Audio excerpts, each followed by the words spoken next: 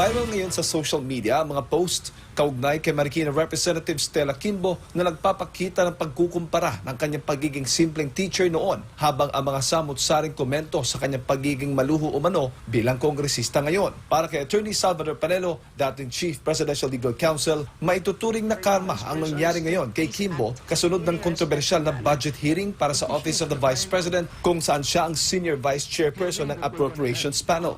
Nakikita na ordinaryong guro ka lang. Pagkatapos, napakaluho ng iyong pamumuhay ngayon.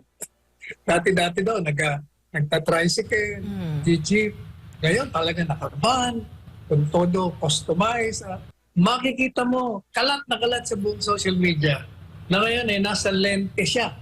Pinapakita ron na nung say teacher pa lang, ordinaryo mga damit niya.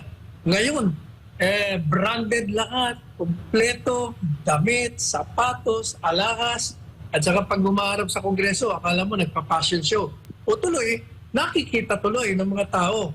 Kasi nga, yun ang tinatawag na nakakaharma ka tuloy ngayon. Binabalikan ka ng mga netizens kasi mga apit eh. Matatanda ang nasa unang